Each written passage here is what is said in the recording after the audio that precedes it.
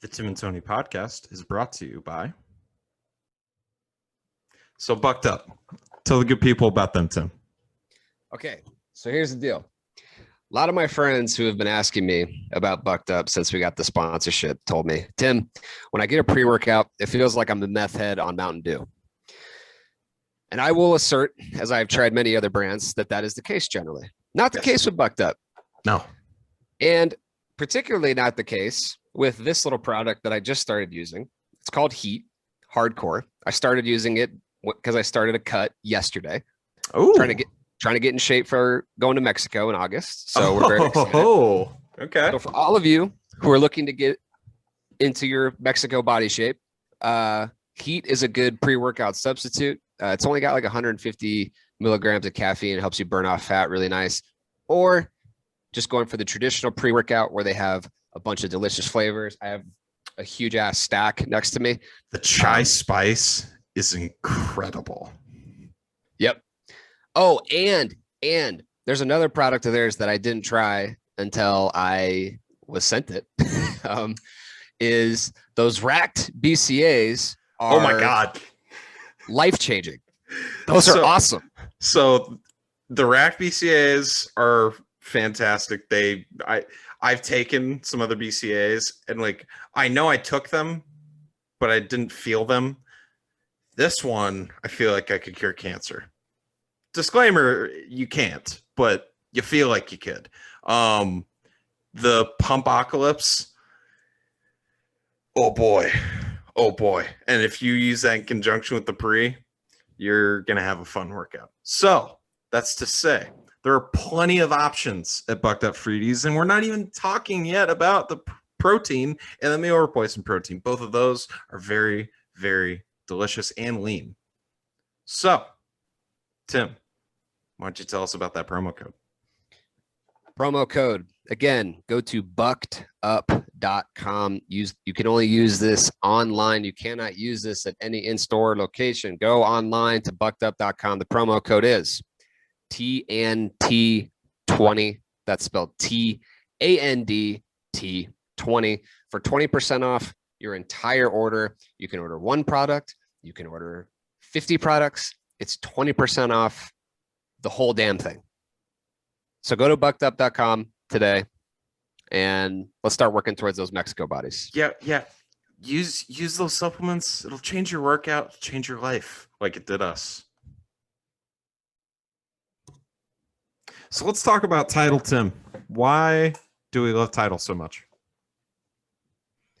I've got a Title sweatshirt on right now, and it is by far the most comfortable thing that I own in my entire closet. I absolutely love this hoodie that I have on, and they make the most comfortable gym attire that I've ever worn, frankly. Tried out a lot of brands. We're not going to name them on here, but you know who they are. Absolutely. And these guys make by far not only the most comfortable feeling clothing, they make the best looking clothing. They make you feel like a fucking badass in these things because they're perfectly tapered to make you feel very confident. And I mean, if we can feel like badasses, that's pretty impressive. So y'all need to buy the stuff. I've got a hoodie. I've got a sleeveless hoodie that is just as douchey as it sounds, but fuck, is it comfortable? Their shirts are, like Tim said, perfectly tapered. The shorts are incredible. So, you got to buy the stuff. And here's the thing, though, Tim. Why don't you tell them about that promo code? Okay, so Untitled.com. That is spelled TYDAL.com. Use the promo code TAND15. That is TAND15 for 15% off your next order. Off the whole store. Like, you can get all their stuff. You can literally buy the entire stock of their website, and you can get 15% off of all of that. And I suggest you do that because every single item that you buy there is going to be incredible. Tony, what's up? I have a very important question for you as someone who has no children, probably will never have children intentionally. Check. Where do you come down on this debate? Should we tell our kids about Santa Claus? Or should we just tell him the fucking truth? Because God. Okay. I thought you were going a completely different route with this. Yeah. So in hindsight, the fact that I was excited that a fat man that wanted to give kids toys, a fat man that I've never met, wanted to come to my house in the middle of the night without my parents' knowledge, break and enter, and then leave stuff for me to open. The fact that I was excited as a child for that is weird. And the fact that we all are is a little weird. No one questions it. The fact that we leave food out for this person and we're supposed to believe that he's eating, I don't know how many cookies over the course of a night. Not to mention the logistical issues, but to get to your actual question, I don't know if it sets the correct expectations for what should be happening on December 25th every year. Because I've seen, I'm not going to say who, but I've seen some negative impacts of expectations set for Christmas. And, you know, if you're not just absolutely blown away, oh, this is bullshit. It kind of, certain parents can do it right, but I've also seen it done wrong. So in the right hands, I think Santa Claus is perfectly benign, but I do think that it could lead to some issues going forward. Okay, that's the so maybe I'm going a little too deep on this, but no, it's very, very simple. Kids, your dad works his absolute dick to the bone all fucking year long. He buys no thanks. Presents. No thanks. Yeah, just nothing. It's all this fake fucking fat dude who brought you these presents. No, work. So you're comparing this to like when a surgeon walks out of a delivery room, comes out to the family and tells them that the surgery went well, and I want appreciation, and they thank Jesus, they thank God, but they don't thank the surgeon. 100%. That's where I'm at. And wow, I have more on this. Okay. Oh, I'm sure you do. It sounds like parents in America have long been upset that they don't have a certain level of trust with their child, and I have many theories on this. Okay. It starts with our horrible sex ed training in school. But that's not even training. That's just like okay, this is a penis. This is a vagina. Exactly. This is what they look like in a medical textbook. So they don't, I mean, we're showing like the insides of it. That's not how it actually looks. But, you know, now you know that is, you're going to go learn the rest on your own. Hopefully you're at a public school where, you know, kids actually talk about that shit. There's a fake war on drugs. Okay. It's real. No, hang on. We have an all-time lack of trust in institutions, both with adults and kids in this country. Yes. What I'm saying is maybe we should foster trust earlier by being like, you know what, sweetie? Santa Claus is bullshit. Okay. It makes no sense. Or just don't bring it up. No sense. Yeah. Don't bring it up. I mean, and like the elf, the elf on the shelf thing needs to go. It's a step too far. That needs to go. And I've talked to my Jewish friends about this, who obviously knew from a very young age that there was no Santa Claus. And they said one of the most, you know what? They turned out to be just fine as adults, but they had to keep a secret as a fucking 5-year-old from our dumbasses so that they wouldn't ruin our time. Yeah. So I found out early on, and I think that just hardened me because now I don't have feelings. Yeah. So like, you know, I think I realized at a young age that society is just lying to us to sell products. Like, you know, I learned about capitalism early is what I'm saying. Yeah, no, I got you. That's basically what all of our holidays are. So, you know, we live in a great society, or in the words of Joker, we live in a society. Couldn't agree more. I want to finish this up though. Yeah. I do understand that there are some parenting techniques at risk here, because it's really nice to be able to say, you know what, if you don't shut the fuck up, I'm going to call Santa and he's not going to bring you anything. Fuck that. Hey, if you don't sit down, shut up and eat your peas or whatever the hell it is, I am not going to get you anything for Christmas. That's true. Like, yeah, That's actually more believable. Look me in the fucking eyes. Keep doing this. You see my credit card right here? It will not get used.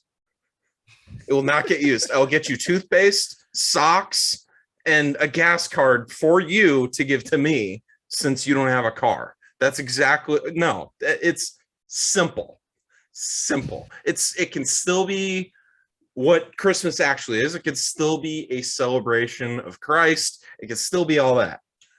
But damn it, some fat dude from the North Pole is not, and his elves aren't who made him. No, what actually happened is some big corporate conglomerate had him made by, child slavery is basically what we have instead of elves. So it's actually closer than you would think. But at least then all the feelings, whether they be good or bad, are going towards the right people. Because you're right. Kids, it's not Santa that got you these damn gifts. It's dad or mom. By the way, you started out saying that dads. I just want to make sure. I apologize for that. Or guardian. We're a very open, we're a very progressive podcast, I think, as everyone has figured out by now.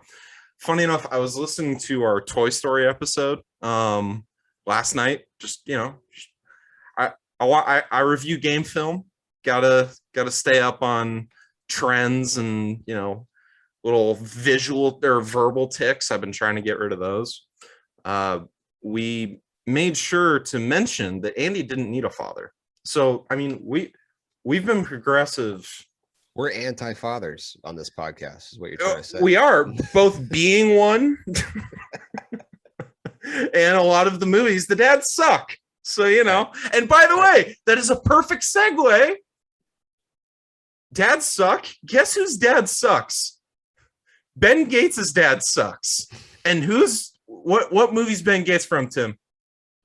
As you take a drink of coffee, I'll say it. National Treasure. That's a movie that we're doing. Elvis Monroe, please play us in.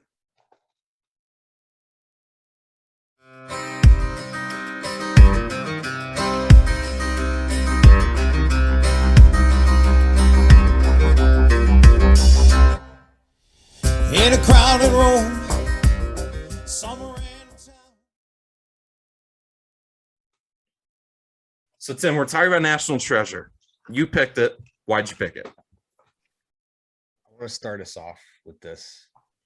I want to know where this heist ranks for you. Is it, for me, it's like just above Ocean's 12, but below just Fast above? 5. Ocean's 12 is horrible, but I'm just below Fast 5. The heist itself? Are we ranking the heist itself or the movie about the heist? Just the heist. The heist of the Declaration of Independence. Because for me, it doesn't quite hit the Fast 5 level, because Fast 5 was actually more believable. Sure. But it's not quite as bad as the Ocean's 12 one.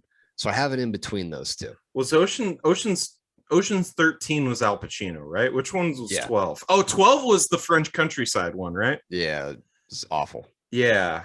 Okay. Oh yeah, and they like raised the dude's house on the water and stuff. Yeah. Well, but there were multiple heists in Ocean's 12. Or are you talking about the main one? The main one where they allegedly stole it like an hour before they actually steal it in the movie, and they go, yeah, and it was okay. Yeah, it's above that because, like, in that sense, they're all professionals. And like, if that's how you're going to pull off a heist when you've got literally a group of 12 people, it's not very imaginative. For my entertainment purposes, you can do a lot better. With this, you've got fucking Ben Gates and Riley just getting shit done. You got a windowless van for Riley, and he's just a crack hacker. Riley, I love you. You are putting up with a lot of shit that you shouldn't be having to put up with. You are doing great. Okay. And hopefully by now he knows how to drive that Ferrari. But this heist is, I would put a lot higher because they stole the Declaration of Independence. Yeah, but there's a lot of problems with it. There's a lot of problems with it, and it's not the only thing that Ben Gates steals throughout the movie. He also steals Common Sense by Thomas Paine. Yes, there's so many problems with that, starting with the fact that lasers don't increase the temperature of thermometers. What? You can't have cameras in the National Archive Museum, which he has the whole time. Not allowed to have those. Is that okay? Do you know if that was the case in 2004? I mean, it's the case with cell phone cameras now because they're worried about damage. So I have to imagine it was the case with old ass cameras. They're worried about damage. Oh, that's why intense. you can't have phone cameras, which are like just digitally capturing it. There's no really light. Huh? But they have less security on a night where there's going to be a shit ton of people there. Is the premise of the whole heist. The 70th anniversary gala. Oh, and I forgot my favorite one. Riley hacks into the security system by going underground the National Archives, plugging a wire into what is allegedly their camera system. And they get no. There's no alarm. They're just in. There's no alarm. There's no defense system to the National Archives, which I have a point about this in a little bit, but after seeing what happened on January 6th, not to make light of it. Yeah. Not to make light of it. No. But after we saw what happened on January 6th, you know what? National Treasure actually ages well. It needs some work. That's all I'm gonna say. Yeah. But so just before we actually start the whole jumping into the movie, I'd just like to say, before I had seen this last, so 2 times ago, I was not consciously aware that this was a Disney movie. It was during their weird period. Yeah. Knowing that it's a Disney movie, I'd just like to say right now, I'd pay what is currently the Disney Plus monthly price if it was just National Treasure 1 and 2. If the entire app was just that. The fact that it's on there, if it's Nick Cage, or they're just stealing shit. If it's Nick Cage, Diane Kruger, and I'm sorry, I don't remember what the actor's name is, but he's just Riley. If it's just them running around and doing shit, like a lot of people said when the Assassin's Creed movie came out, that it's something that just continues to write itself. You want to talk about something that continues to write itself? Nick Cage stealing shit. Going on. I need the treasure. I'm gonna steal the Declaration of Independence. Hey, I'm gonna be doing impersonations the whole time. Yeah. That was terrible. But keep doing it. I love it. Yeah, so not only does January 6th kind of make this movie more believable, I had a thought today when I was first watching when they do the exposition, when they talk about the Freemasons and all that. This movie is probably where most who are nowadays how most conspiracy theorists start out. They watch this movie and they're like, you know what? Why is that on the dollar bill? And then they go down a YouTube rabbit hole and they're just converted into madness. This basically what I'm saying is this movie is a gateway drug to conspiracy theories. I appreciate that. I want to do one thing on background on Nick Cage. Okay. I think that Nick Cage is an inspirational figure for a lot of reasons. Inspirational. Yeah. And the top one being he proves that you can be bad at your job, right? And you can make a shit ton of money. No, I think that's what The Rock has proven. No, see, that's different. The Rock has like this it factor where he's like people. No, I'm being serious. Like The Rock is like a real movie star. Nick Cage has none of that.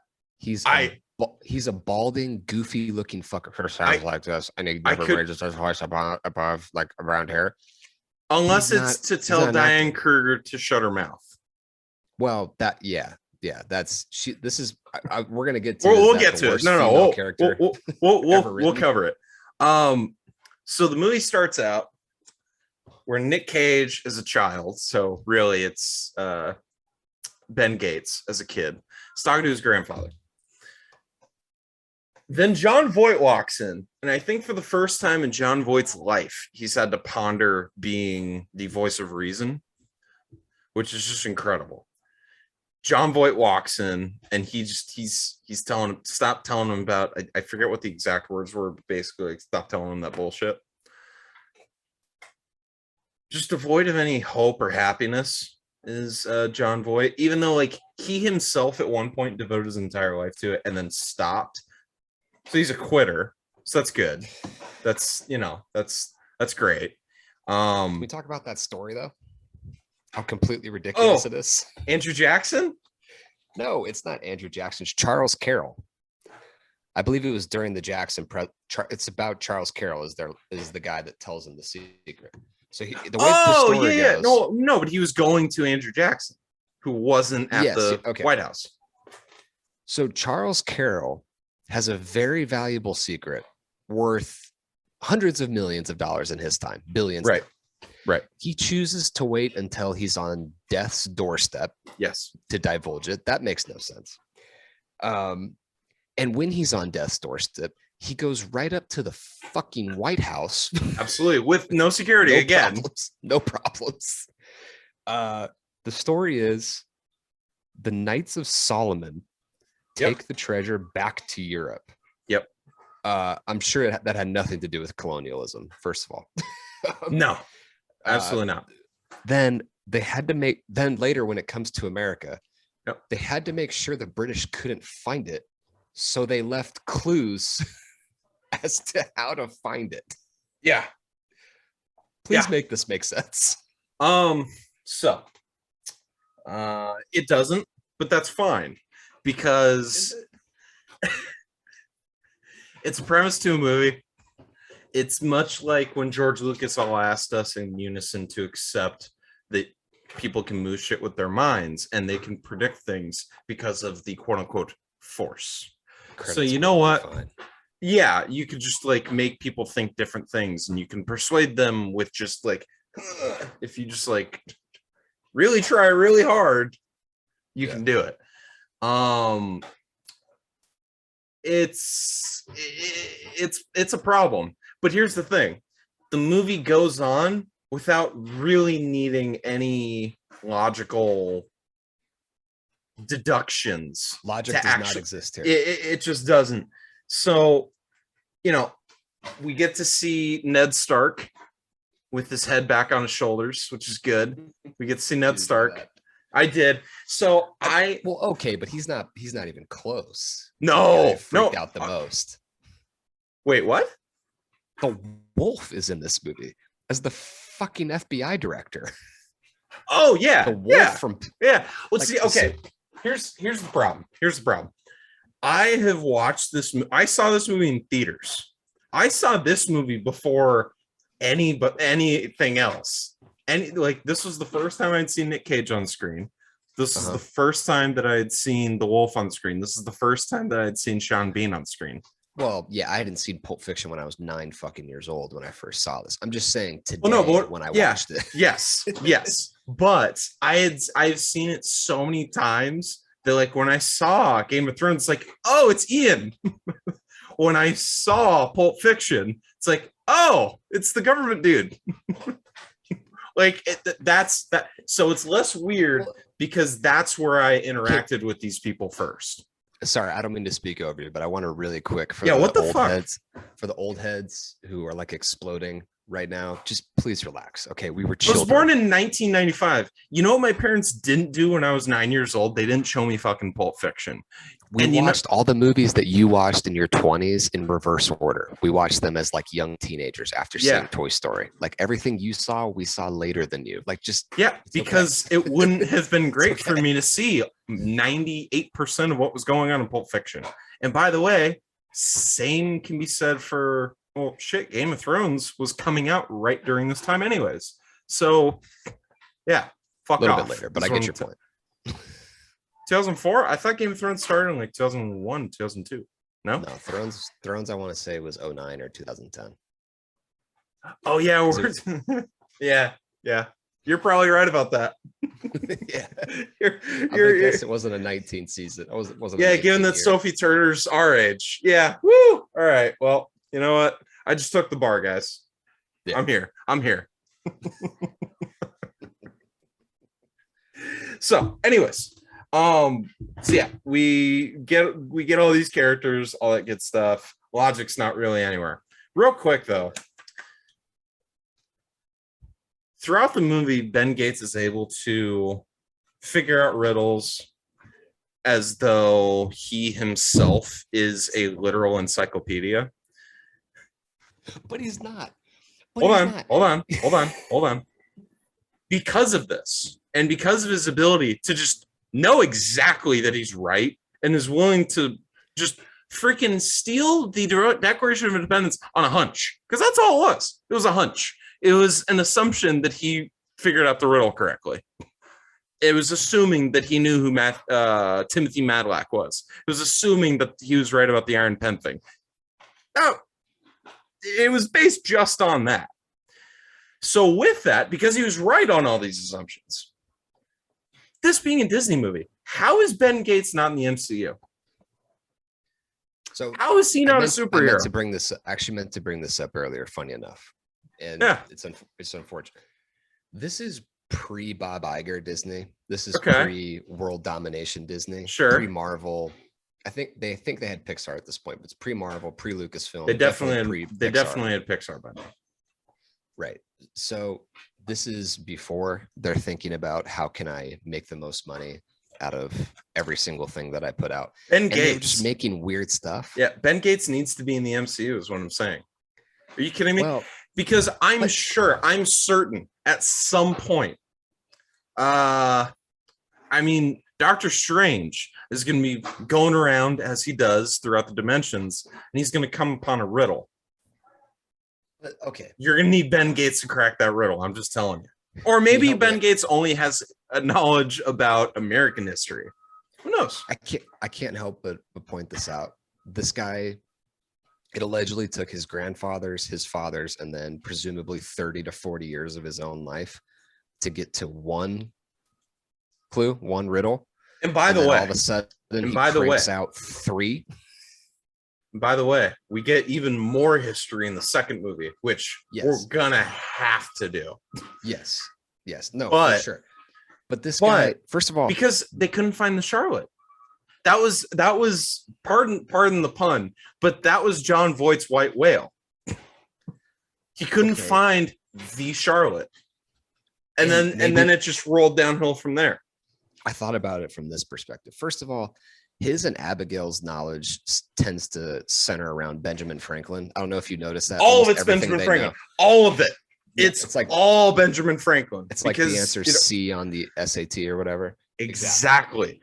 Because we basically just learned everything that had to do with Benjamin Franklin. He created the bifocals. He did daylight savings. All that good shit. All the quotes. All the quotes. Something do good. The letters he wrote, etc. Yeah. But what I was thinking is that the boat wasn't in America. So did that limit his ability to find it because they only know American history because they were in the Arctic? So that might have caused some problems. You might have something there. You might have some, or maybe they just weren't wealthy enough. I mean, to be frank, because they even said that's why Ian was even there. Right. They got funding from some shady, I don't even know where he's from. I guess he's from America. I'm not entirely sure on that.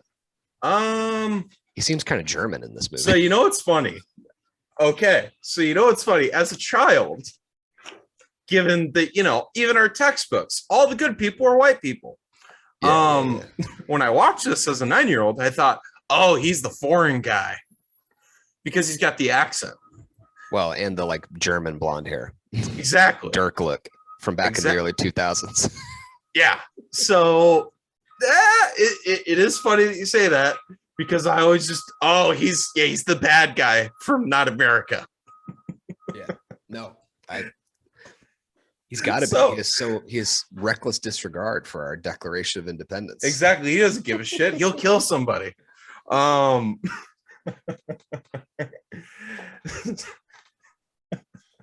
So we go to the Arctic. We're in these like tank snowplow things. I don't know.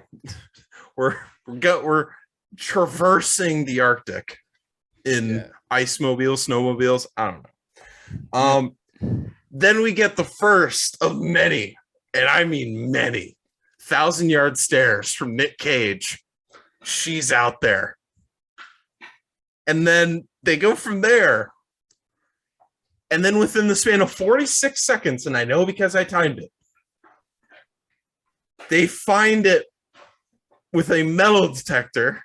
Fucking metal detector. And then without a second hesitation, without a second's thought, pickaxe, whack. Never mind the fact that, this thing's old and you could just be destroying some very fragile artifact, but you're just going to start hacking away. And then you uncover, of course, the nameplate that says Charlotte. And it's like 6 And inches beneath the snow. Yeah. It's like barely there. He hacks like twice with the pickaxe. Finds it, and then just like with his hand, he's like, all right, let's go. Oh, we found it. And then they somehow unearth it enough within like the next 20 seconds. Did you film. see any heavy digging equipment there? Because I didn't. They're in. They're just ready to go. So I just have to say, this is the role that Nick Cage was born to play, because there's certain moments throughout the movie where you need someone that's both confident and insane, but like just a plethora of each. Just like legendary levels of both of those things, and they but both don't tend to go together. So they go through this whole thing. They go through different rooms inside this ship, which again, the hinges and all the doors still work, like the locking mechanism still work. I get that it was older technology, so like it's less likely to break, but like, I don't know, it was all frozen under ice, and according to Riley, had been frozen and unfrozen multiple times. So I find it very hard to believe that everything's still just where it was originally. But again, hey, you know what? This is a movie. Jesus, did that come through on the mic? Yeah. Sorry, guys. Sorry, guys. Yo, that's 1,000. Chris, do not take it out. It's incredible. The garbage man wanted to say hi for all the listeners. So they go through all this thing. Nick Cage sees what's apparently the captain, which I guess maybe the hat tipped it off. I don't know. Yeah, I'm not a seaman, so I don't know. I don't know if there actually is a captain's hat, or that's just like a douchey joke that frat guys do. So, so that's the captain apparently. And then on the exact top of the barrel, there's a package that again is perfectly fine. Love it. We open it up and they know exactly. Nick Cage knows, oh, it's this pipe. I've got to cut my. And then I know that I need to cut my finger open, use the blood, and roll it. And just real quick with that, it's fucking freezing outside. Do you have any idea how badly that would hurt? He's just, I got this. Just fuck it. Get a drop. He just no. He's fucking twisting the knife.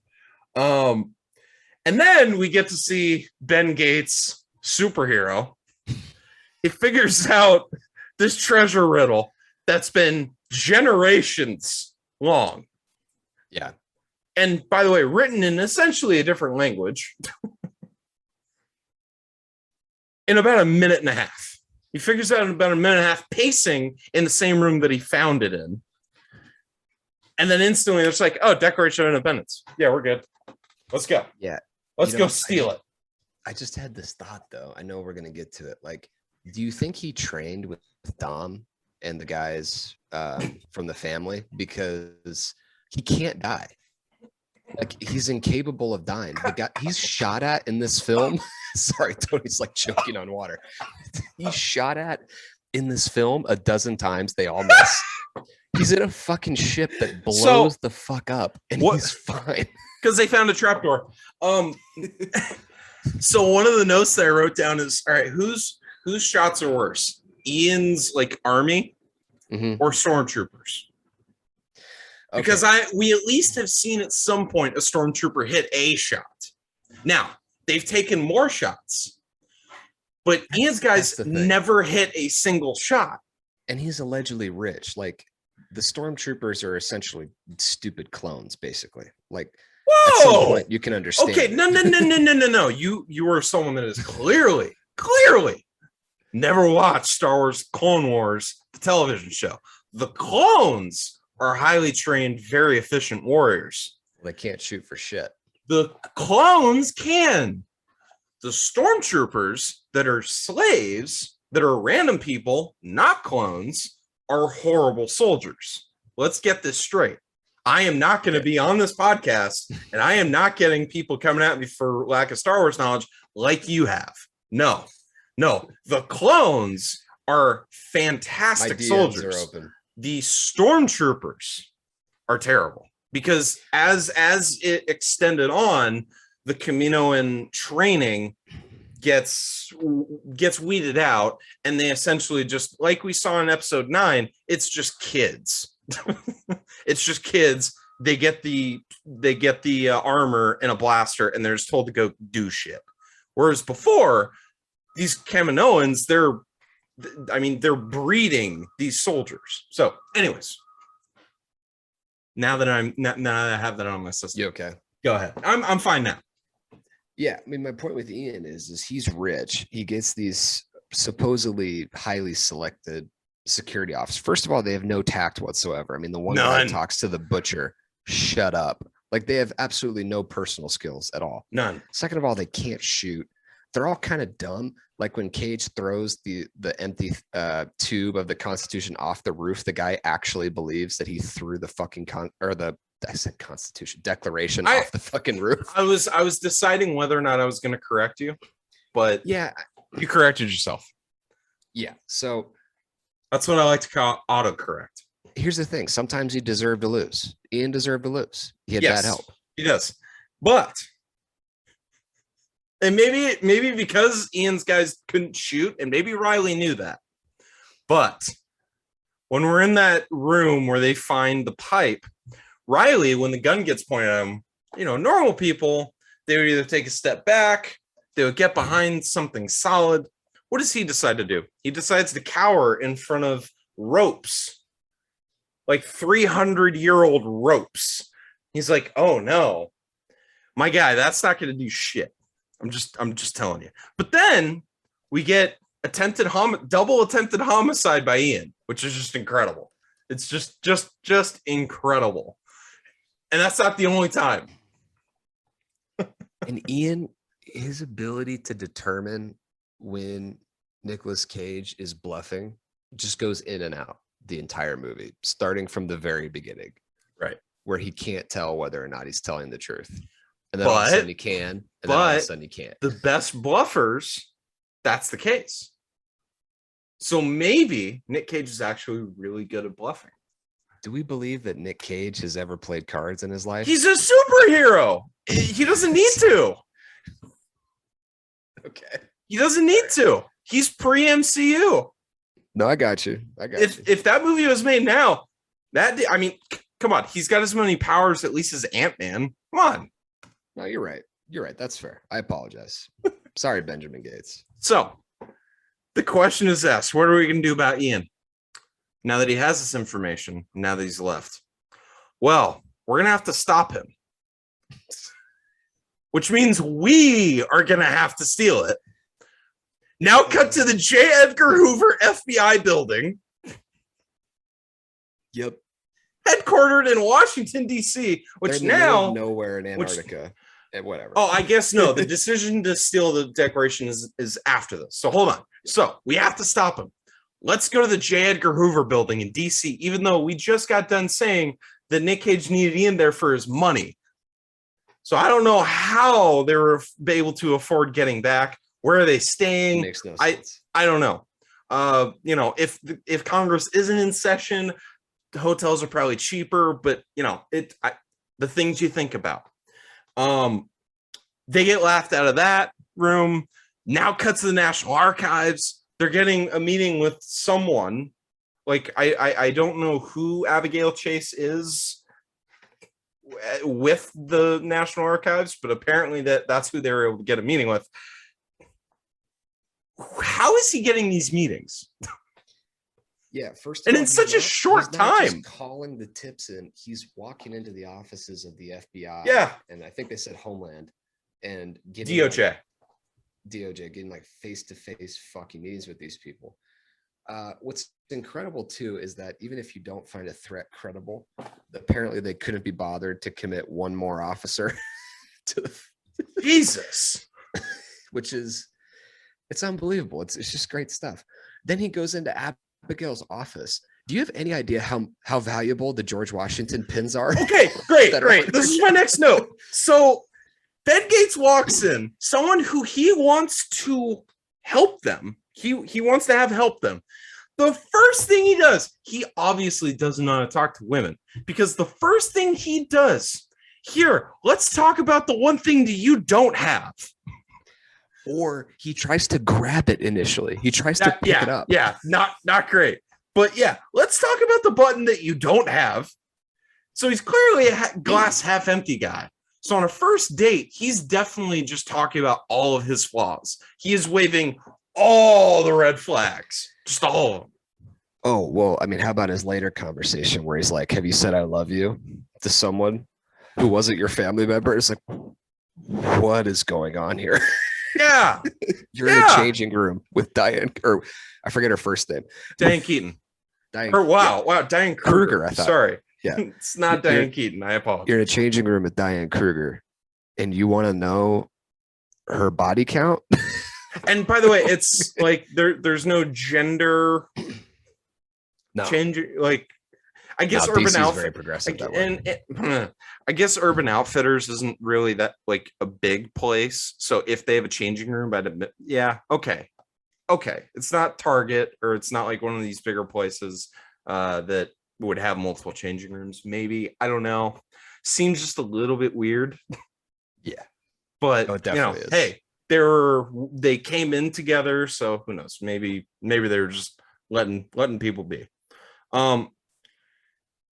So when he decides to start explaining the situation, and it gets to the point that they were starting to get kicked out of other offices, the quote, "We're more like treasure protectors." Thoughts? I mean, because that's an incredible rationalization. Here's the thing. Nobody asked you why they're going to steal it. The Declaration is presumably worth a ton of money on any black market. It's intrinsically very valuable. Why are you telling them that they're stealing it for a treasure map? It doesn't fucking matter. Nope. Just tell them we have it on good authority. These people that are business associates of ours are going to steal the Declaration of Independence within the next 2 weeks. And then when asked why, you say they're going to sell it. You don't need to sound like a fucking crazy person. They're going to use it and bribe the U.S. government. What the fuck do you care? They're going to steal it. Why did you have to go into this? Why are you questioning me? Exactly. They're going to steal it. You don't hear me. And then do you have the pipe? No, we don't. Did Bigfoot take it? Incredible stuff. It's the only time that she's likable in nearly this entire movie. And it's not her fault. No, it's not. I should specify. She's poorly written. Terribly written. Very much written like a woman in 2004, shall we say. Written like we wrote women in 2004. The way I was saying it made it sound like that's how women in 2004 acted. Obviously, that's not the case. So it's the one moment in the movie where I'm like, see, I could be with that person. That's a sense of humor right there. I appreciate that. The respect that he leaves after it. He does. Because here's something. He's self-aware. Ben Gates is very self-aware. Here's what you got to know.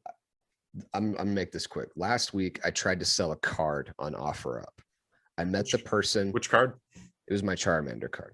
I met this person. You're selling that? No, I just I thought I got a good offer for it. So I go in person, and the guy offers me half of what we discussed on the messages. Wow. And I don't even say anything. I get back in my car and I leave. Yeah. You know why? Because when somebody gives you the fuck you, like Diane Kruger did to Nicolas Cage, you go away. You stand leave. right up. Okay, cool. We're done. You're just like, oh, all right. I didn't know that's what we were doing today. Had I known, I wouldn't have come. But okay. Go fuck yourself too. Cool. See you later. So then they go look at forlornly, they go look on their way out in the lobby. They go look at the Declaration of Independence. That's when we get the Riley quote. People don't talk like that anymore. Then we get the second Nick Cage 1,000-yard stare. And that's when we get a pause. Not too long, not too short. I'm going to steal the Declaration of Independence. I'm going to steal the Declaration of Independence. Yeah. I mean, the line that he's also quoting has a more sinister meaning, I think, in 2021, because it's what the insurrectionists were basically basing their whole theory on. And he had it memorized too. He did. And he might be QAnon now. I don't Nick know. Cage is QAnon. That's interesting. He might be a part of it. If he's alive today. Oh, so Ben Gates, he's not a superhero. He's a super villain. He's the QAnon founder. Okay, so then quick tangent. So say Ben Gates is a super villain. What superhero is his foil? Like what superhero would he be going up against in the Marvel universe? I think he'd have to be going against it would probably be Iron Man, right? Because Gates has absolutely no sense of technology whatsoever. Ooh. And so like a perfect foil for him is somebody who's all tech savvy. So it's like the modern against the old way of doing things type of thing. That's probably what they would do, right? See, okay. Because that was always my problem with the Iron Man movies, is he was always battling other tech guys. It always and inferior ones. Yeah, anyway. Or Russian, however you want to look at it. But again, I wasn't the one who wrote the movie. Nope. But or really the comic books, so the IP. Yeah. We get it. I was thinking more because he's a thinker. He's less of a doer, though. Some incredible parkour skills from Nick Cage in this movie. That's what I'm saying. But he trained with Dom. He might have. We don't know. Oh, you know what? He's got two superpowers. I just decided he has two superpowers. Just impeccable logical reasoning, and he can't get shot. I thought you were gonna say family. Yeah, no, can't get shot. Well, obviously we have family. I mean, that's that goes without saying. Come on, got it. Let's all choke a Corona together. But no, it's those two things. So, and the bullet dodging would actually be very helpful. So, obviously, then he's gonna be a Deadpool foil.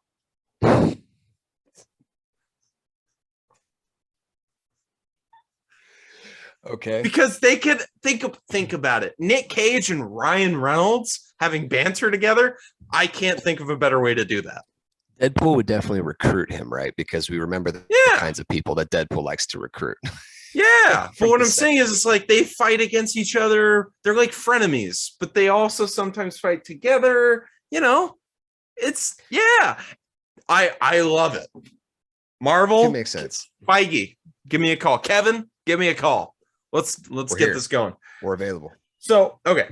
Then we get the entire motivation of the entire movie. So, motivation is something that you and I talk about a lot with villains. But the entire logical and motivational bedrock of this entire movie is this kind of logical chain. Ian is going to steal it. That means I have to steal it. We're sitting in front of the Washington. We're sitting in the Washington Mall, right in front of the Lincoln Memorial. National Archives. Yep. Ian's going to steal it. So that means I have to. And go. Nothing else. It's incredible. It's clearly just a justification for what he wants to do anyways. Oh, because it's hilarious. He is chomping at the bit to do That's this. That's why the beginning of the movie makes even less sense, because the thing that gets Cage to turn on Ian is that Ian wants to steal it, and it's like, you want to steal it? Like, you would totally do that too. Like, Yeah, if it came down to it. But without a doubt. anyway. And by the way, he does it, and the dad like freaks out a little bit, but then he's cool with it. He doesn't tell people. He's eventually pretty okay with it. That's all I'm saying. And he's super okay with it in the second movie. We'll leave that there. So now we get to the point of the movie where there's actual security. We get to find out all the different security measures that are taken with the Constitution. That are in the Library of Congress. That are just there. They're just, it's... Can I just say it's really disappointing. Quickly, it's disappointing. The first 30 minutes of this movie, as awful as they are, the movie really peaks early. It does. It does. Because we're spending a lot of time on the first like half hour, but that's because the first half hour is so unbelievably better. And it's absurd. Like, hour 20. It's absolutely absurd. It's a perfect movie to just get drunk with. Like, yeah. The rest of it's garbage, great. But like, they actually took some time there in the beginning to kind of think about what they were doing. Yeah, it was as though the first 30 minutes was to set up subsequent movies. Yeah. And then the rest of it was this director really wanted to do some action sequences, so they went ahead and did it. They spend more time on the heist than they do in any other scene in the entire movie, yes. Including which is why it's better than 12, but not really better than really anything else. No, absolutely not. So then, see, now when you're doing a heist, you want to be able to get in a you want to kind of fall under the radar. You don't want to be so conspicuous. I see what you mean. You don't just want to scream, "Hey, this is weird." Mm-hmm. So what do? We grab a windowless van, a brown windowless van, and let's get to stealing the Declaration of Independence. Let's do it, baby. They have access to the cameras through a but first, Riley, if you could take a solid 40 seconds to hack into the mainframe. But how does he do that? Because it doesn't matter. Connected to his fucking computer. It doesn't matter, because here's the thing. You know who's also a superhero? It's freaking Riley. Riley is there the whole time. He is there with Nick Cage. Woo. He is there with Nick Cage, and he is there to hack and to provide witty banter. Early 2000s movies where they did the guy who knows computers is like secretly magic. They don't do this as much anymore, but like National Treasure is one of the best examples of, hey, this guy knows computers. He's super valuable. It's like, okay. it really peaked with the Chris Hemsworth hacker movie. But anyways. Yep. Yeah. So, and you talk about technology. Something that I didn't realize until about halfway through the movie. It's 2004. Yeah.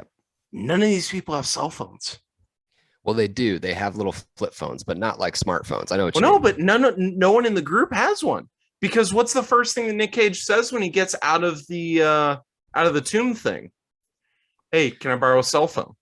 Well, but he does. I think Ian has one, because remember Ian has one him while he's arrested. But yes, they don't. I think you're right that they don't all have one. You might be right. The wealthy people do, but Ben, not even Abigail has one. No, you're right. And then they're using some Find My iPhone shit on his. Yeah, whatever the hell that was, but you know. So,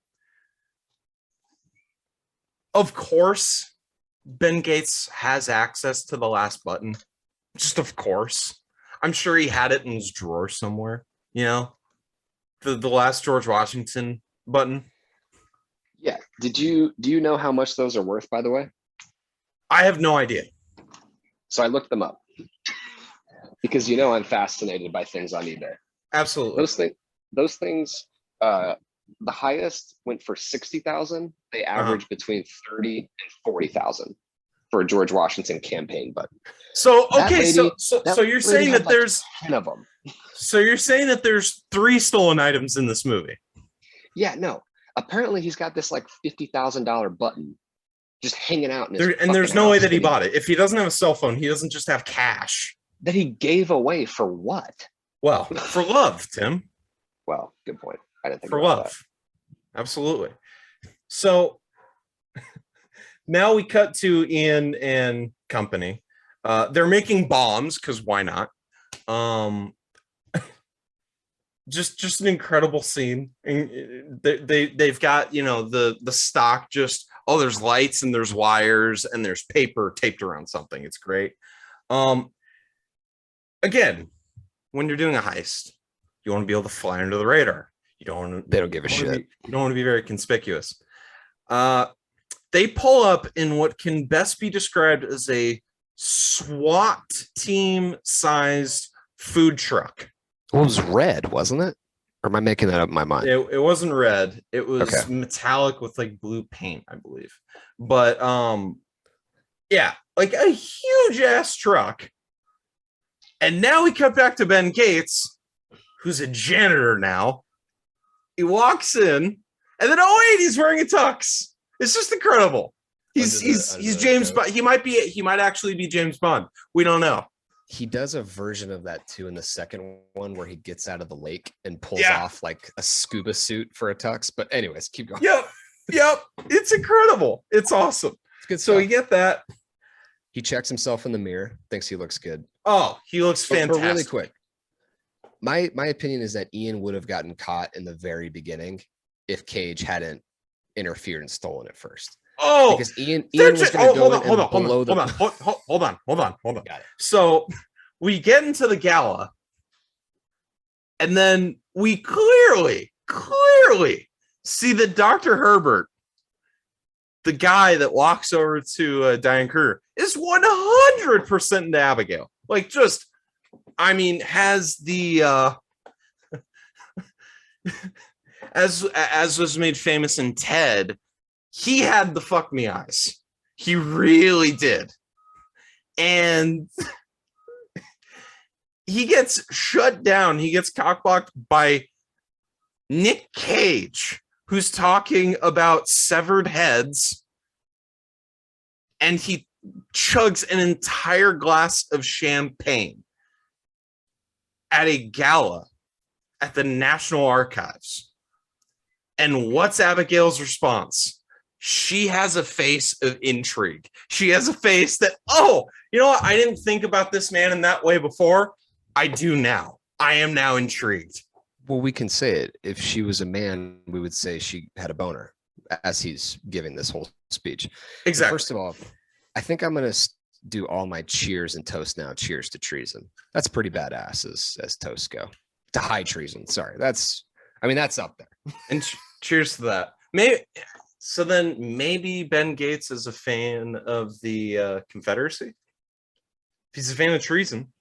He's a fan of overthrowing governments, man. That's the only line of the of the Declaration that he remembers.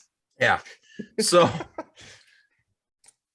then we get to cue the okay, just for the YouTube listeners, can we just all collectively ask what the hell Tim's been doing the last couple minutes? Yeah, sorry. I have been helping my mother who has children in the house. Been helping her with some stuff really quick, but I'm back. I'm good. Okay. I'm ready to go. Okay. Good to have you Thank on the Tim and Tony podcast. So now we get to cue the hard rock music because Ian's here to blow his way through the National Archives. Yeah, exactly. He's an idiot. Just kick the motherfucking door down, baby. Let's go. Let's get some Led Zeppelin going. Let's get some Metallica going because we are breaking this shit down. There's no way it would have worked either. No. If he hadn't stolen it and gotten them all frazzled, and then all of the security goes outside for some stupid ass reason. Yeah. All like two of leave them. their post. Yeah. Yeah. But that's what I'm saying. He just blows the fucking door. How is that going to work? So, yeah. And then with I mean, just again, superhero like foresight. Ben Gates decides to get Diane Kruger to touch this like pea colored, like weird looking liquid to have her touch it. Yeah, Go ahead. he changes her glass, right? So like Right. she's holding a glass and he's like, hey, he got you one. Let me have that. That's like anyway. Let's switch them because it's some made up tradition. He's that guy at the party, by the way. He's totally that guy. But yeah. We get the liquid. She types on the thing. Of course, the password's Valley Forge, and of course, Ben Gates just. Oh, I just read off a bunch of random letters that I didn't know what they were in sequence, and I was able to unjumble them before a fucking computer. So, well, superhero. I'm just saying. And fun fact, if you guys are ever over at my house, I redid our Wi-Fi password to Valley Forge today. So, oh, just today. There's that. Yeah. Your dad let you do that. Wow. Changed it. Well, I have a little separate Wi-Fi thing going on here. Oh. And so I changed it to a Declaration of Independence. Password's Valley Forge. So if y'all, hit me up. Yeah. So the DA's paying well then, I see. Somewhat. So then Diane Kruger gets a little suspicious. She goes up to someone who's just standing there with a clipboard, asks to check the list for Paul Brown. Immediately, the woman's like, nope. There's 3 like seconds. of people there. Again, counted. Yep. 3 seconds. Nope, don't see that. No. I bet you 70th year anniversary at the National Archives Gala. I bet you. Somebody's named Brown. Not only that, there's multiple people with the last name Brown. And I would even venture to say that there's someone under the name Paul Brown. I would venture to say, because I've been these types of events. There's not just like 20, 30 people there. There's hundreds. No, there was hundreds of people there. There's hundreds. You're not going to tell me that you're going to be able to search for that name in 3 seconds. And really, it takes you a bit to both get your eyes to go down and up. So let's say that that's a second total. 2 seconds. 2 seconds. It's bullshit. It's bullshit. So we get we get him walking into the gift shop, and then like very suspiciously, not looking confident at all, trying to steal something in a gift shop. The person confronts him about it. He ends up, well, we didn't know at the time, but he ends up getting 2 of them. Yeah, and he uses his credit card. That's the thing. He has this whole thing planned out, presumably. It seems like he's got this whole idea of what he wants to do. But doesn't he's got $30 in the pocket. 30 cents, didn't he? It was like no, he had coins. He had a 20 coins on. Oh, okay. Yeah, no, he had a couple bills, but it was like $36, and he had like 27 or some shit. It's bad planning. That's all I'm gonna say. And if you're gonna steal it, fucking do a better job. I mean, like, I know you just stole the Declaration of Independence, but maybe like steal shit out of a gift shop better. Yeah, like I don't know. His eyes weren't on the ball in that moment. So, no. But then we get the next best argument for someone in this movie being a superhero, because we run out. Abigail chases him out of the National Archives. She's in the middle of the street, just screaming for security, who doesn't come because there isn't any security. Nope. Then we get to see the Herculean grip strength from her on the door. Yep. I mean, Herculean. Oh, when she's hanging off of it? When she's hanging off the door that's swinging into traffic. Yeah, with one arm. One hand. Got it. I'm just gonna say it. My forearms aren't that. No, aren't at that level. No, here's the thing. Not there. Here's the thing. The argument can be made that it would be easier for a woman to do that because they weigh less. But here's the thing: women's upper body strength just isn't like just biologically. Normally, again, there are some women that it's not even close. some women that are just jacked out of their minds and could lift more than anything that I could genetically possibly lift. That's not what I'm saying. I'm saying the average woman just doesn't have great upper body strength. Lower body strength, that's their thing. There is zero chance that Diane Kruger would be able to do that as Abigail Chase. Unless, again, superhero. We are missing an opportunity here with these characters to be in the MCU. And that is the hill that I will die on. We've become a parody of ourselves in this podcast. We are comparing a movie that has nothing to do with high budget superhero movies, and we're making it a Marvel film. But see, here's the thing. It's not, though, something that I wouldn't want to be. Because if I was being something that I wouldn't want to be, I'd be comparing it to Citizen Kane. I would be comparing it to Casablanca. I'd be comparing it to something that won an Oscar in the 50s. And that's not me. Exactly. Did you say How to Kill a Mockingbird? Oh, did I say how? I always mess that up. I always say how. English major, everybody. That's the common misconceptions to Kill a Mockingbird. English major. The dog name list has been updated to have Atticus at number 4, by the way. Speaking of. But anyway, what? Continue. Oh, Atticus, gotcha. But yeah, just incredible. Then we get the toxic masculinity, the 2004 primary toxic masculinity that we're talking about. Can you please stop shouting? She really doesn't shut up, does she? She really doesn't shut up. Here, if I give this to you, will you shut up? Will you calm down? Because we're just playing her out as this hysterical woman.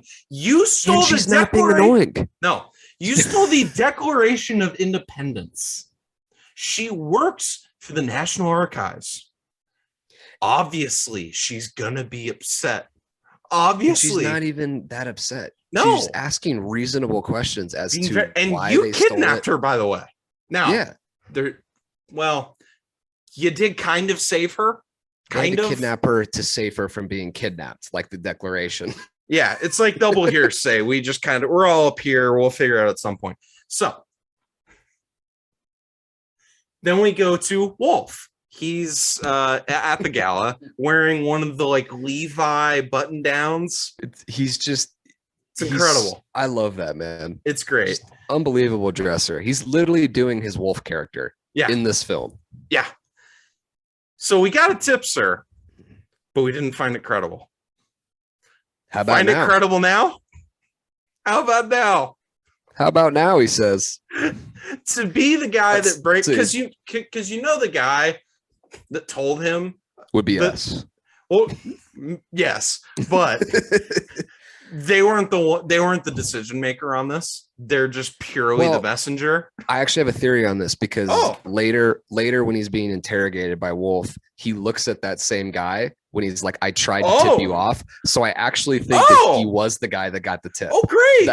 Great. That's what I thought too. At first I was like, hey man, stop being a dick. He's not the one who didn't. But then later he looks at him when he says, sir, I work here. Yeah, I'm the cashier. Yeah. No, but I don't think it was that. I think he actually did talk. Okay, then great. Perfect tone. Love it. Yep. We get the Oscar moment here. Nick Cage shaking the tube that has the Declaration of Independence and looking insane. The way that he does it, that should have been it. When it's Oscar night, they run through the best acting nominations. That's the clip right there. Where you just YouTube audience, you get to enjoy it. Podcast audience, you'll have to imagine me doing it. It's perfect. What is Nick Cage's resting heartbeat? It's got to be lower than the average person. He doesn't have one. He never must do rests. a lot of weed. He must have smoked a lot of weed. Or he's just a very calm person. There's another theory that he's immortal. I don't know if you've ever seen that theory. Oh, wait. Ben Gates or Nick Cage? Cage, the vampire theory. Have you seen him as a vampire? No. So there's this... What? There's this picture from the mid 1800s, right? Back when they first had pictures. Oh, this is great. Someone looked like Nick Cage? identical. Like there's no disputing. It's fucking him. It's like Steve Rogers and Joe Biden. Yes. Yes. Exactly. Oh, this is great. I didn't know about that. Like 100%. Like he might be immortal. We don't know. That's great. Even more. Well, then great. We'll have him always playing Ben Gates in the MCU. So, Right. Of course, Abigail Chase knows the Gates family. Of course. Are they that infamous of a family? See, that's my other thing is that she associates Gates with a conspiracy theorist before Bill Gates, which in 2004 would still have been weird because I'm pretty sure he was still CEO at that point. He was still really fucking famous. So he created. Yeah. I'd say that he's still pretty famous at that point. Yeah, I mean, maybe, well, not more than now, but pretty close. But yeah, no, to be that infamous that she knows you as some conspiracy, like I don't know the fucking heads of QAnon and shit. Like, nobody does. But well, I know, but I'm talking about like. Anyway, I don't even want to get into what are you talking about? No, Tim. We're talking about a movie that's a gateway drug to conspiracy theories. So go ahead. I don't want to get into QAnon. I hate QAnon. I don't want to get into those fuckers. I've watched enough documentaries on them. So to further go to the point that these people are conspiracy theorists, Riley exclaims when he tells him that he had to use a credit card. We're on the grid. We're on the goddamn grid, Ben. What the hell? So I think that's Riley's maybe his best line, other than you could have had a bigger house. Could have had a bigger house. Which is pretty good. Could have had a bigger house. Which isn't bad. That is a solid line. Oh wow. Okay, so Tim just sent me the picture. Holy shit.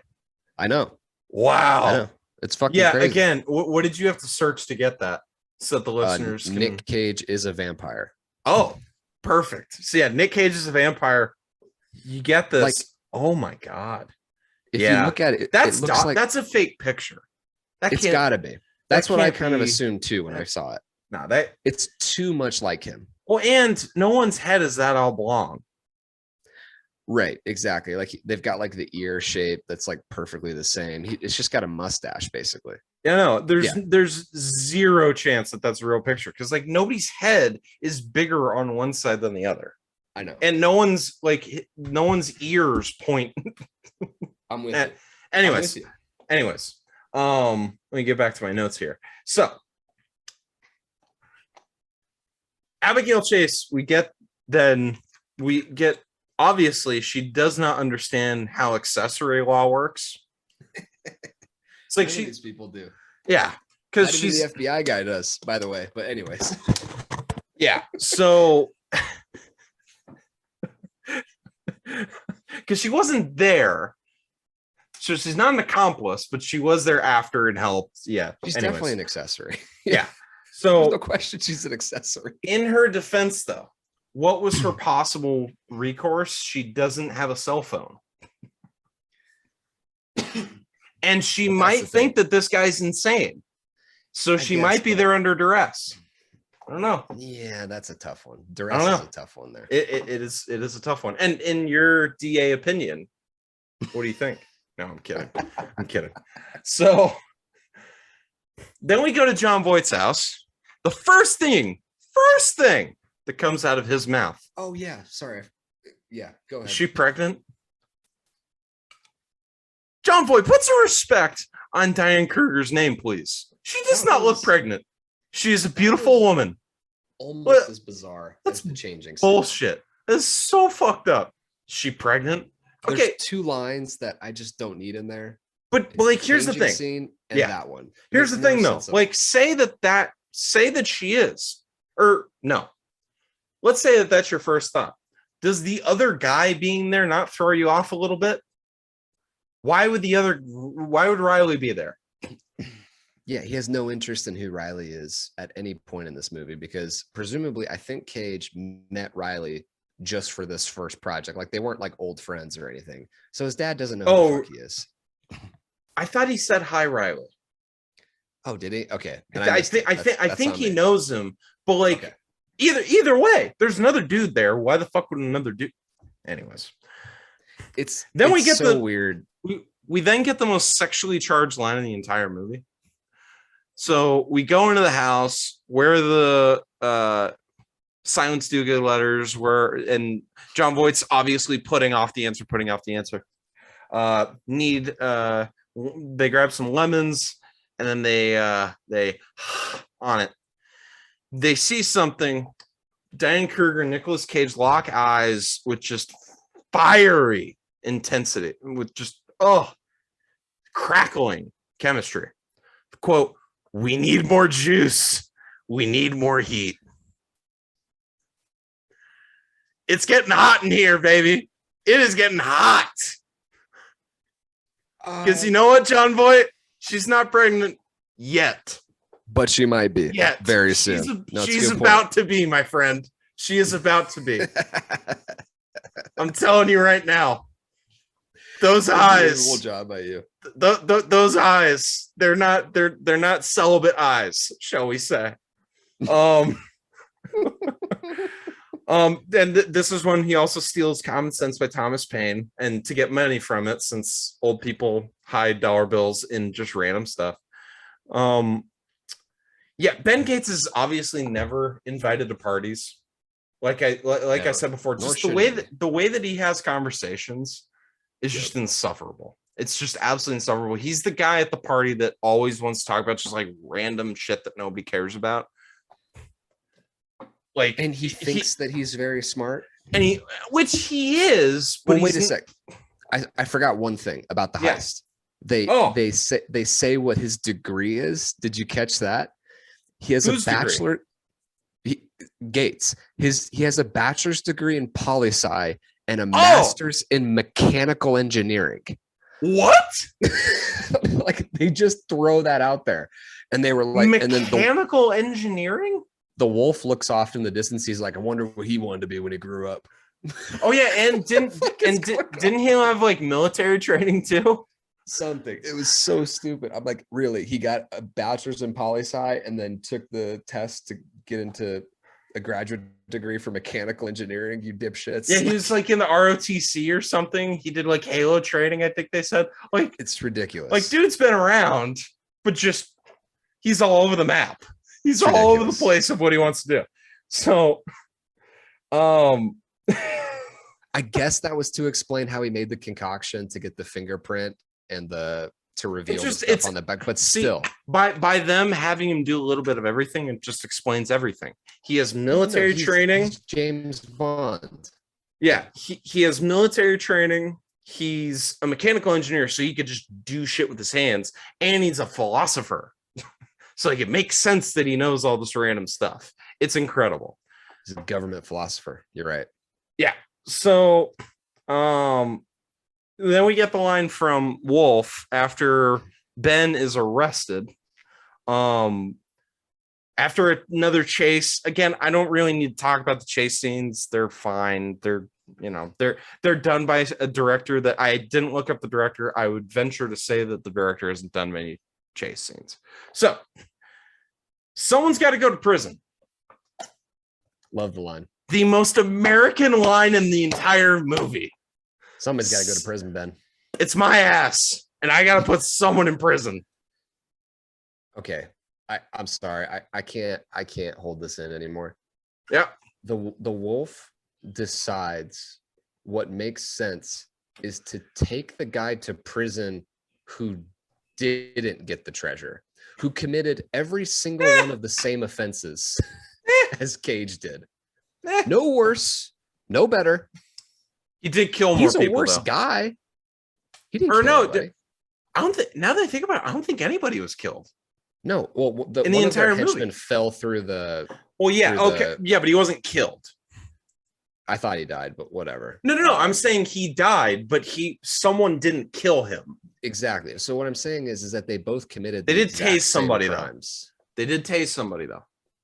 Just saying. It's just amazing how they're like, "Oh, you actually found it? Okay, you're good to go. Just tell us where the other guy is, and we'll give you 10% of the treasure." Yeah. Sayonara.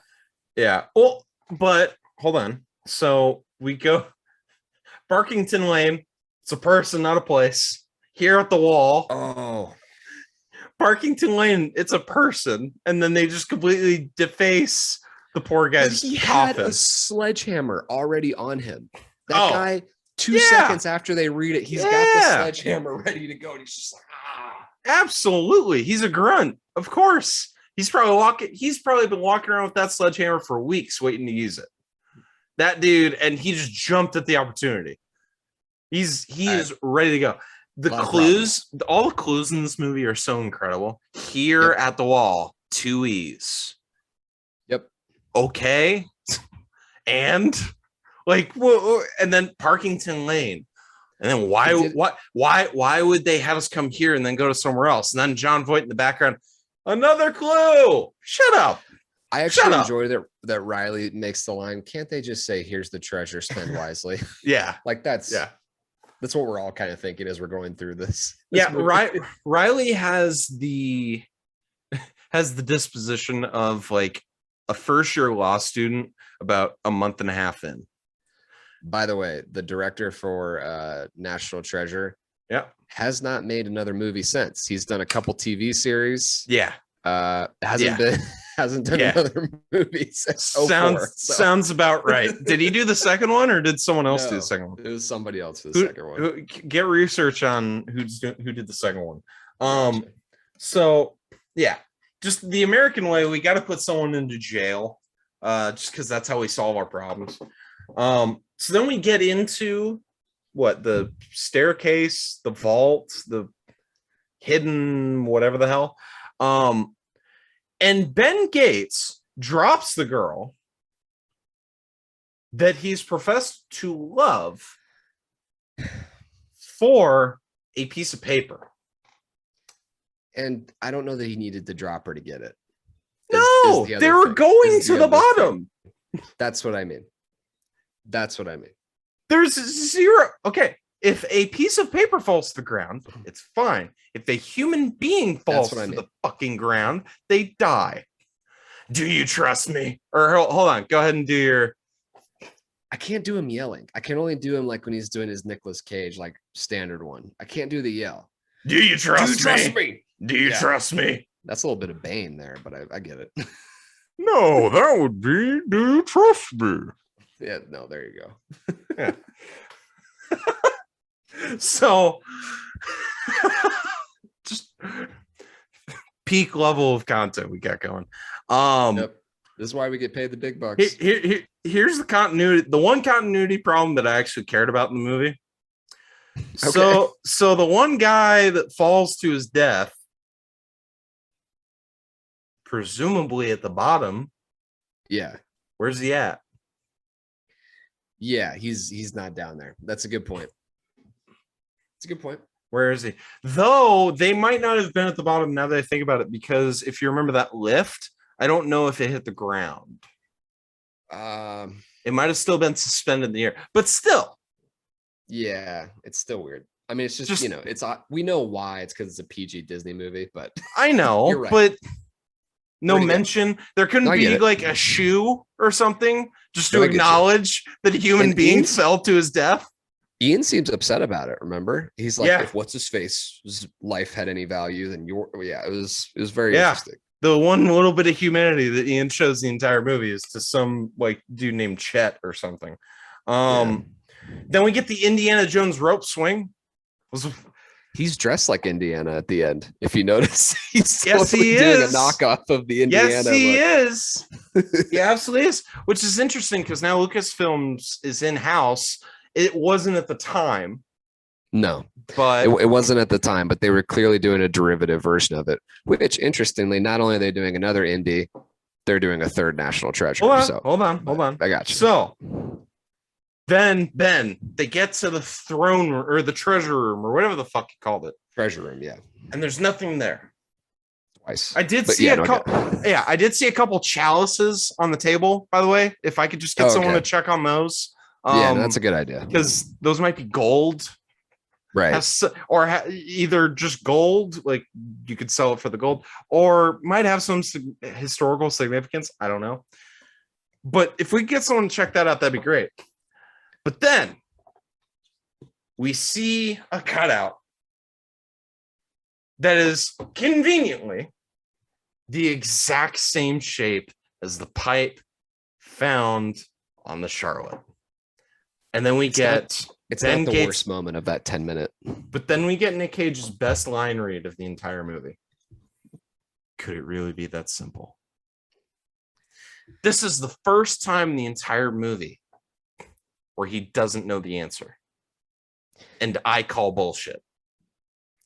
Well, there's so many problems with the treasure room scene, starting with the boat. This intricately designed boat is the exact shape after hundreds of years of disintegration. It's not going to happen. And again, freezing, melting, enough to literally move a ship. It's not going to. I was looking at Mayan ruins like a week ago, and they have they have I don't want to call them paintings, but it's like they basically like carved it out of solid wood, and it's a painting, and you can look at it and they're like, this is what it might have looked like once upon a time. You can barely see it. And that's like 1,000 years old, give or take. Granted, okay. So something that is carved into stone. Hold on. You're okay.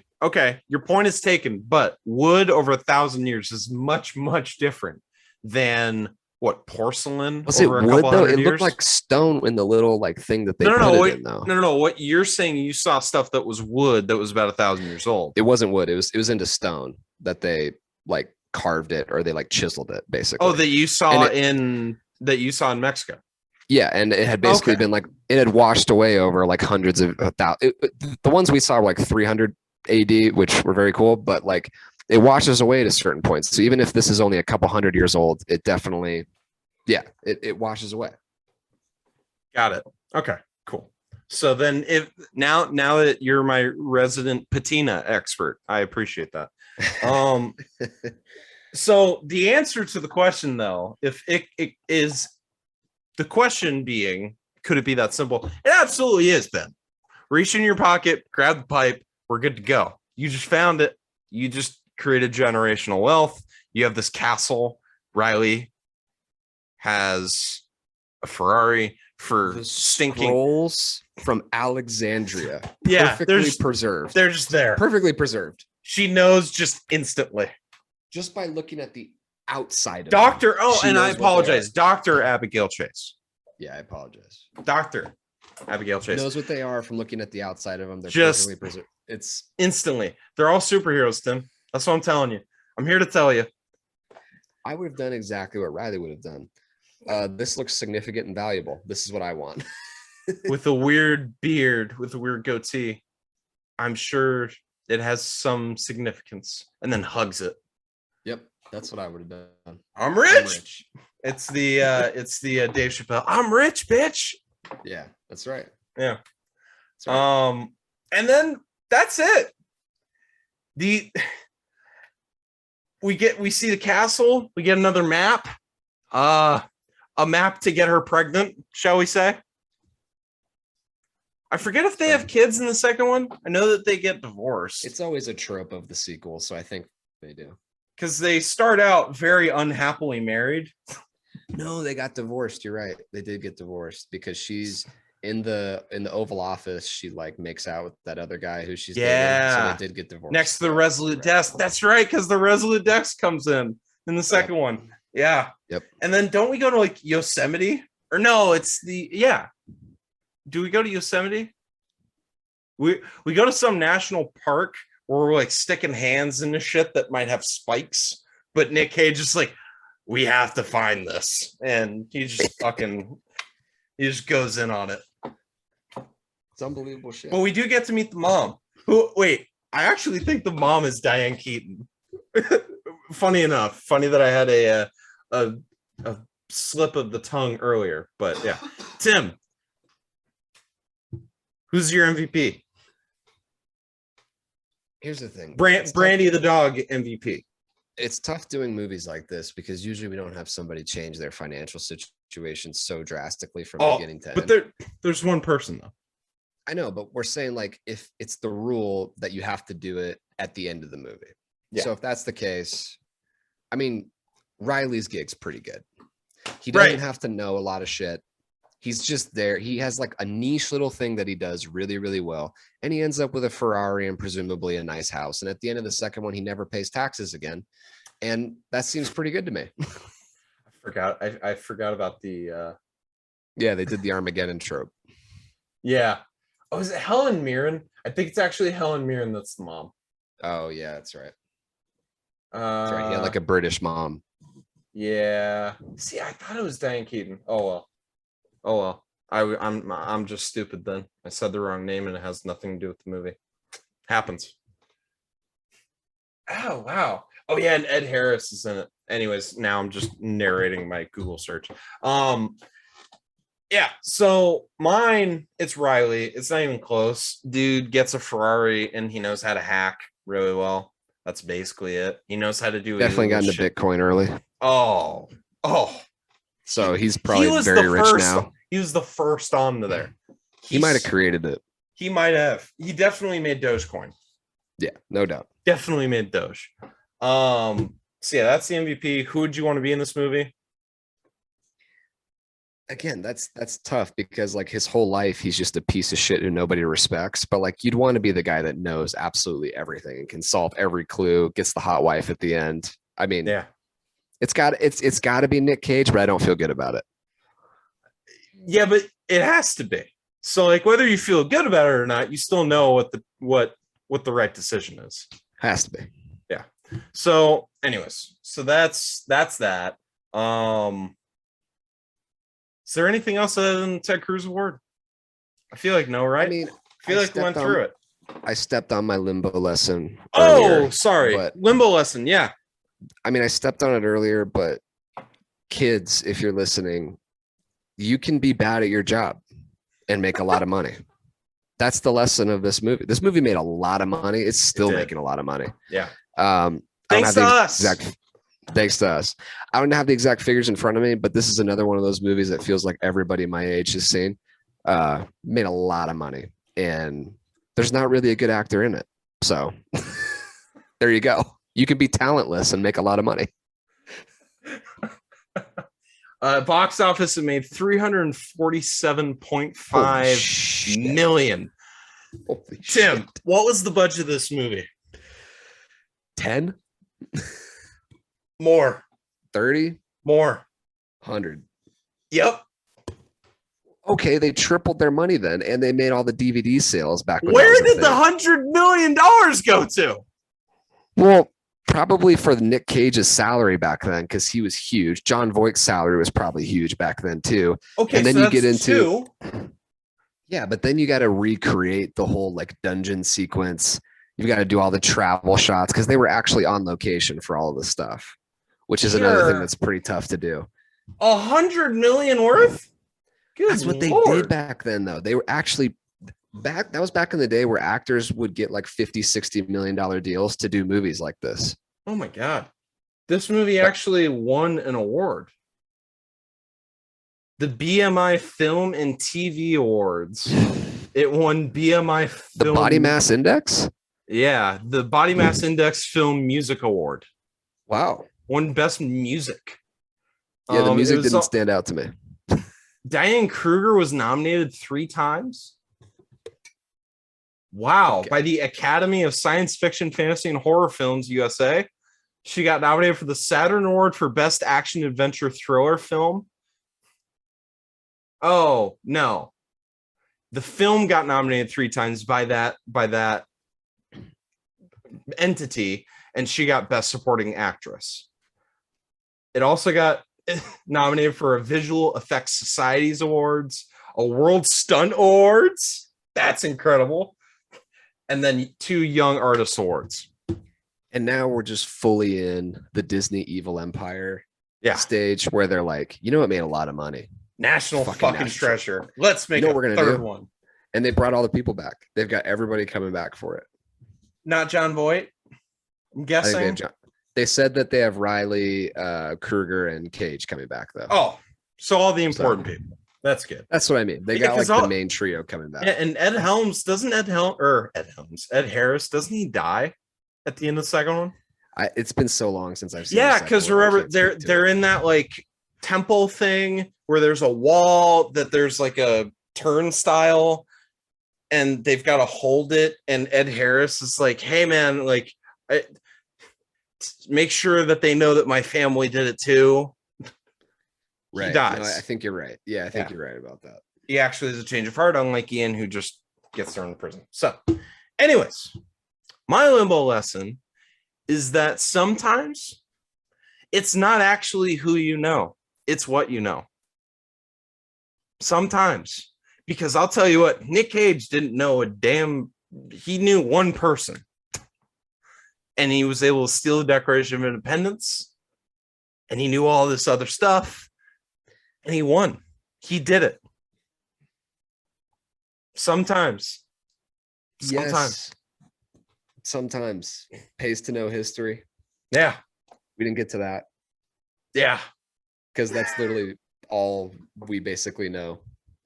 If you really get down to our specialties, is we would probably be a poor man's Nick Cage if we were to be in this situation. Oh, impoverished. Just Much homeless. like real life. Yeah, I'm like Homeless. I'm a homeless man's Nick Cage. So, without further ado, Tim, for the Ted Cruz Award for if you could pick someone that you could punch in the face, who would it be? This is actually a pretty hard one because I know where I want to go, and it's because of who he is as a person, which we discussed incidentally on a previous podcast. But the person that I want to punch the most is probably the Wolf, unfortunately. What? Because no, it is because he's horrible at his job. Number one, he doesn't see the setup coming when the bad guy is talking to him on the phone and he knows he's listening. Doesn't see the setup coming from a million miles away. Number two, he decides to arrest literally just the other guy who did the exact same shit. Yeah, he's a homie. But didn't find. He's a bro. But that's stupid. That makes no sense. But to punch to choose him, there were guys that shot at Nick Cage in this movie. Somebody goes to jail. Somebody's got to go to jail, and apparently it's the guy that didn't find the treasure, but he knows his did job. All the same crimes. He knows he understands how to keep his job. He did the same fucking shit. That's my problem with it. And apparently he's a Freemason too. He's got the Freemason ring, which makes me hate him even more. He's a homie. He's for the cause. I don't like him. No, I have never disagreed with. He's incompetent. I've never disagreed with one of your Ted Cruz picks more. Yeah, he's an incompetent detective. That's all I have to say. I disagree. I think he's lazy. I don't think he's incompetent. So, mine, I don't think we ever get the name, but the person who Abigail Chase says to the clerk that it's her ex-husband, that guy. I want to punch him in the face. In fact, I'm pretty sure he's the one that falls to his death. That would be good, actually. So yeah, no, that's actually, I'm jealous of that one because the "shut up" quote, as when someone asks you, "Can I help you?" Yeah, bro, you're standing at a register in a mall or whatever it was. I couldn't quite. There was a store or whatever. It was like a you came into a place of business, stood in front of a cashier, and she had the unmitigated gall to ask you what you need. Yeah, I've never had that one, actually. I've had a lot of other weird shit happen to me in customer service, including working register for a long time. Never had the shut up one, though. That didn't happen when you were wearing the cow costume? I did have go the fuck away while that. Oh, to the cow. Yeah, because kids get afraid of it and like you don't know. So like the person who you're working for is like, go talk to every kid. So you go up to this one kid and he freaks the fuck out. And the parents are like, hey, which by the way, in any other scenario, that would be probably the weirdest request that you could possibly get from an employer. No question. But it's like, hey, Dick, get out of here. Like, yeah. A kid's screaming right now. Wow. That's incredible. Yeah. It's good stuff. So yeah, mine is him. And then would you rather punch the Wolf or Ted Cruz? Ted Cruz, 100%. Ted Cruz is the one who hired the Wolf in my mind. He's the guy who's like promoting people like the Wolf to higher positions of power. You're probably right about that. You're It's probably like right he about did that. such a good job on this case. I'm bringing him up. Yeah. Yeah. That's a good point. And he's a Freemason, so in like the real world, he's batshit insane. Yeah. So no, that makes sense. That I'm makes not sense. about that guy. For me, it's Ted Cruz, and it's not even close. Mostly because the guy who I would punch isn't even alive anymore, so he's not harming anybody anymore. Real quick though. Yeah. Ted Cruz. I know this is the most annoying segment that we do. Ted Cruz showing up to a vote in inappropriate clothing, because here's the thing: you are required to be in a suit to give a vote on the Senate floor. You are required to dress up. He shows up in basketball shorts and a t-shirt. Can you just imagine for a brief second? We've seen it. Well, I know we've seen it, but if one of the House of Reps women who women are affectionately known as the Squad showed up in like workout attire or something to take a vote. Like, yeah. So, anyway, but we did see Congressman Rush, though. I don't know if you've gotten caught up on the Obama doc yet, but Congressman Rush from Chicago, after the Trayvon Martin shooting, he came in a suit, but then as he was talking in front of the House, he, took off his suit, put on a hoodie, put on sunglasses and all that stuff. And the entire time, whoever was presiding over it was just friggin' mashing the gavel and citing some rule, their like court rule that said that you have to be dressed a certain way the entire time, as this man's trying to do a speech about a very, very, very heinous and very relevant and impactful event in anyways. bad prosecution job on that one too, incidentally. Very bad job. Yeah, maybe we should have had you on that one.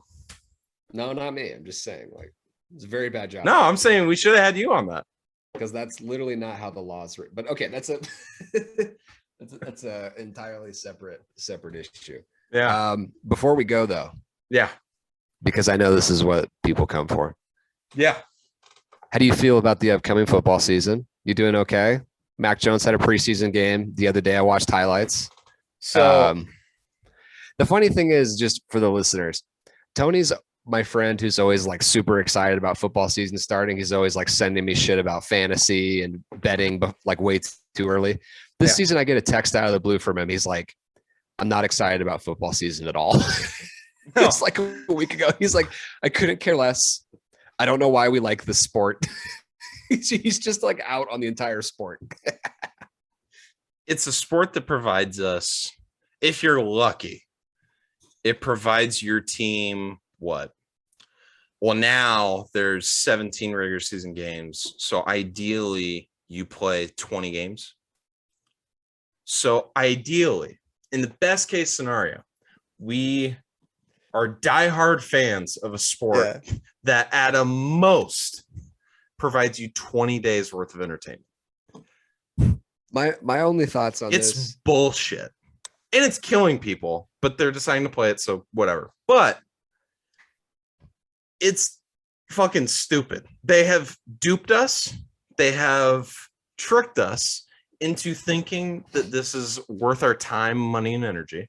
Bitter Patriots fans. No, I was about to fully answer your question. Bitter NFL fans. I feel very hopeful for this team because, well, everybody does. The fucking Jags feel hopeful right now. No, they don't. They just cut Tim They Tebow. do. Oh, they feel hopeful. The one thing that they're and Gardner Minshew hasn't taken a shit apparently in a month because number 2 isn't an option to him. So that's probably not healthy. Love that line. Yeah, it's just might great. Get that framed on my wall.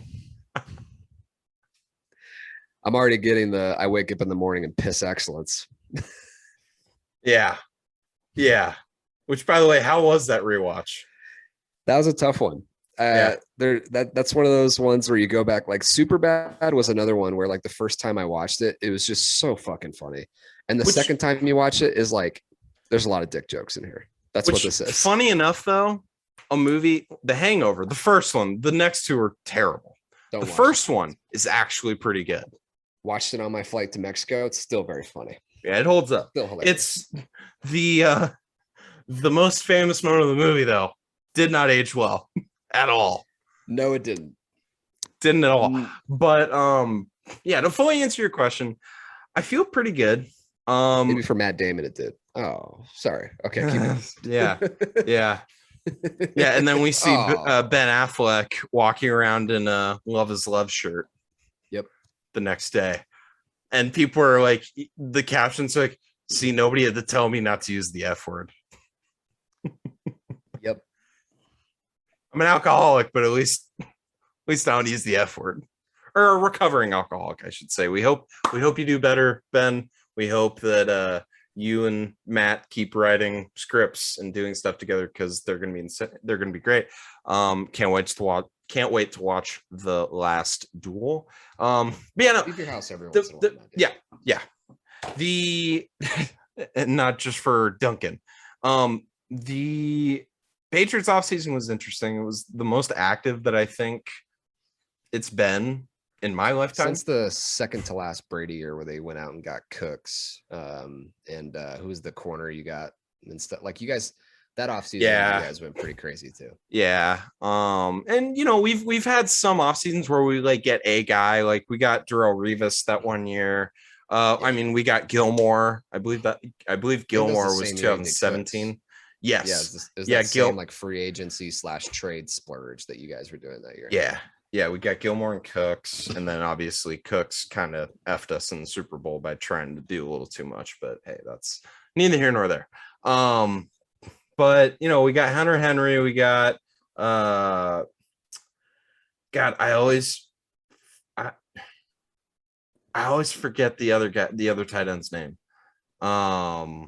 Incredible research by you. Yeah, well, again, like you said, I'm not all that excited for Johnny Smith. I'm just not nearly as excited for this season because my quarterback is probably not going to be good. Cam Newton, last time we saw him, he couldn't throw 5 yards. Mac Jones. The bending over backwards to point out the positives of Mac Jones is one of the funnier things. But they're just, it just doesn't seem like there's many. Like the thing that Tom Brady is great at, and no, I'm not going to be hoping, I'm not going to be expecting our very next quarterback to be Tom Brady. I'm not that stupid, but it's unfortunate that the one thing that Tom Brady was really good at, Mac Jones is terrible at. Mac Jones is terrible at timing routes. He just doesn't do them. He can't throw short. He can throw bombs, but he can't throw short. That's what I mean. He's also like a first read guy still, which a lot of rookies are. Yeah. But I was watching something where they were going over the tape on him, and you basically have to make it perfect for him. The guy his first read has to be open. He has to be in a good spot, preferably not over the middle of the field so that he can't get picked. And it's just got to be perfect for him. And that's just how it's going to be. We're going to have to run a completely different offense. And by the look of it, we're starting out with Cam Newton as our starter. So I think you are too. If Cam can be getting more than 4 hours of sleep that we were saying he was getting, that'd be great. It's like, oh, he's waking up at 2 a.m. Yeah, but he's going to bed at 11. Yep. That's not good. I don't care. You can be dedicated, but if you're exhausted, that doesn't help anybody.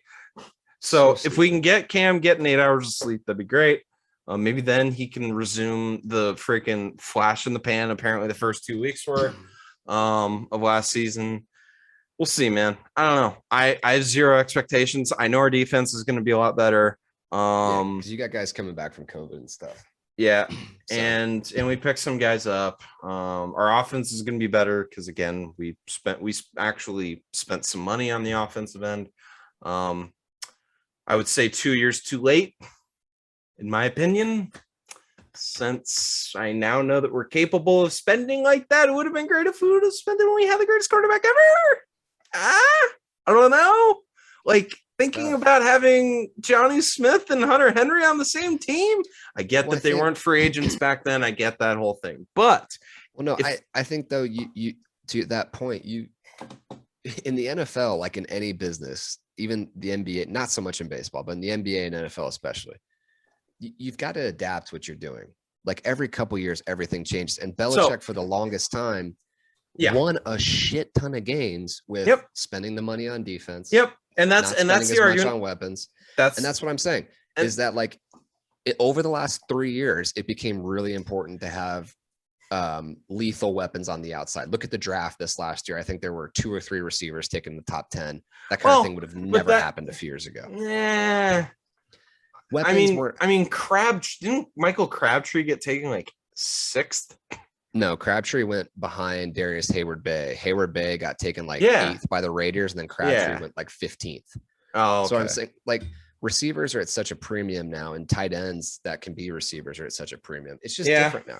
It's tough to adjust, and I think he did after 1 year. So as much as I hate you guys, I think after 1 year, Bill learned the lesson, and it's like, look, you got to have weapons now. Well, and not only that, but the argument was always, I have Tom Brady. I don't need weapons. No, exactly. So and back then that was enough. And I think now it would still be enough if we had him. I honestly do, but we don't. And so knowing that, we have $0 invested into the quarterback position. So now we probably have a little bit more money because of that very fact. And the need is there now. So again, Bill Belichick, I love you. I will never question you or second guess you. You are far more intelligent with football than I ever will be or ever hope to be. But as a fan, it's disappointing when we had Tom Brady to not give me the aesthetic pleasure of having other good offensive players other than 5'6" white dudes. Personally. Plus Gronk and healthy. But yeah, no, I get what you mean. Sure. Yes. I get what you mean. But when you have an army of, and obviously Chris Hogan was 6'1", but like when you have Chris Hogan, Danny Amendola, and Julian Edelman running around, again, they won Super Bowls, so, whatever. So it all works out. I know. I mean, overall, this has probably been the most preseason I've watched because past. Oh no. No. In years past, preseason has been when law school was starting. So I just literally never saw a second of it. Okay. So this is the most I've watched in a couple of years. And what really stands out, I will say that the rookie quarterbacks look better than normal. The rookie receivers they're kind of blah so far. There's a lot of weird stuff coming out about Waddle and Jamar Chase out of camp that they're not as explosive as maybe people were thinking they were going to be. Yeah. The rookie quarterbacks look good outside of Trey Lance, which doesn't. You're saying Mac Jones looks good? No, I mean, he looked good. I didn't know that. I have intentionally been not reading anything. No, I mean, he didn't. The thing when you watched him was he didn't look. Nothing he did was spectacular. But it's also like he has the best coach in football. So and his really going to be asked to do a lot. And his whole thing at Alabama was, hey man, don't turn the ball over. And that's what he's going to do here. Like, he's not going to take chances. He's not going to make the big exciting play, but he might. I would disagree with that though, because he does throw a good deep ball. That's been the whole thing, is that he can throw it deep. He throws a good deep ball at Alabama where he's thrown to 3 fucking NFL receivers who can get behind college defenses instantaneously. Yeah, but even with that, he wasn't good with timing routes. So my point is that if he has a strength, it's that. And so I would imagine that that's what the offense would be tailored around. And that's why we got the likes of Nelson Aguilar and company, because they're more deep threats than what we had on the roster. Right. Well, we're definitely going to be doing a lot more NFL stuff. Yeah. So sorry. The weeks go forward. We're going to be doing a little gambling, I'm sure. But, are we? Oh yeah. Are we going to wait until I have some income, or no? It's un-American. Are we going to be doing fake gambling? Stop it. It's un-American not to do. We might even be doing a Vegas gambling trip. We'll see. We'll see what happens. Oh, are you paying for it? That'd be great. There's a lot of things up in the air. There's a lot of things that you got your own Wi-Fi network, man. Maybe I should apply to the DA's office. Shut up. Hell yeah. Here's a secret. I am dating someone who has never been to Vegas. Oh, who loves all of the things that are there. Well, like, as you know, I have a free place to stay. That's what I mean. So we're going to be doing a lot of gambling, a lot of NFL coming up. Brian, we're coming, baby. We are coming. We're coming. And in that, do we know what we're doing next? I don't think we do. I think it's your turn to pick, though. Oh, okay. Okay. So is this going to be another situation where, since it's the one I pick, you're not going to watch it for 2 months? Or are you actually going to watch it? No. I'm going to watch it tomorrow when I get back from an interview. I will be there for sure. Okay, you know how long it is, though, right? I don't care how long it is. I got it. Okay, so the next episode, ladies and gentlemen, we are diving all the way into something that just came out on HBO Max. It's Obama in Pursuit of a More Perfect Union. Now, it's going to be a little bit more different of a podcast because it's obviously a documentary. So it's also very timely, I think, with everything going on. Very timely. It's a three-parter.